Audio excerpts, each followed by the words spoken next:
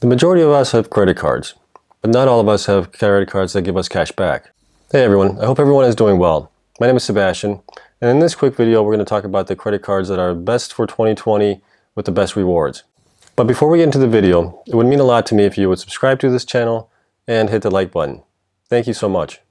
Here are several important things to know about cashback credit cards. Most cashback credit cards don't charge an annual fee.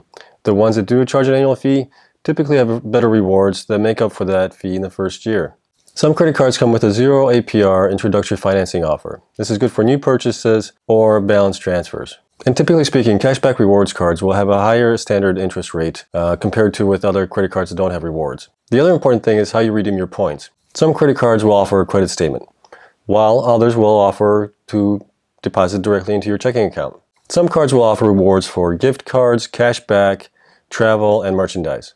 And lastly, some will offer you to use those rewards at Amazon, possibly Target, and Walmart. The last important thing is that most of these credit cards are going to require you to have a pretty good credit score. Typically speaking, it's going to have to be around 740 or higher. So here are the best reward credit cards for 2020. The first credit card is the Chase Freedom Unlimited. You'll earn 1.5% cash back on all purchases with no limits. You'll receive a $200 bonus when you spend $500 on your card within the first 3 months of accepting an account or opening an account. You'll also earn 5% back on up to $12,000 spent at grocery stores during your account's first 12 months. That's a savings of around $600. You'll also enjoy 15 months of 0% APR on new purchases, and there is no annual fee. Our next card in the lineup is the American Express Blue Cash Preferred. With this card, you'll earn 6% back on up to $6,000 in spending each year at grocery stores and select streaming services. You'll also earn 3% back on transit and U.S. gas station spending and 1% back on everything else. You'll also earn $250 when you spend $1,000 on your card within the first 3 months of your account opening, and there is an annual fee of $95. Our next card is the Chase Freedom Card. You'll earn $200 when you spend $500 on your card within the first 3 months of your account opening.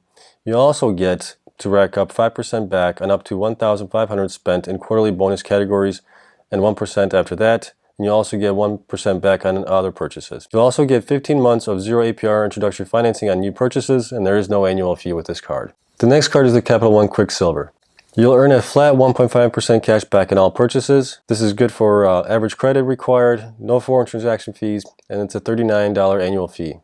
Our second to last card is the Citi Double Cash Card. With this card, you'll earn 2% back on everything you buy, 1% when you make a purchase, and another 1% when you pay for it. Redeem your rewards for statement credits, cash back, or Citi thank you points. You also qualify for 0% APR on balance transfers for the first 18 months, and there is no annual fee with this card.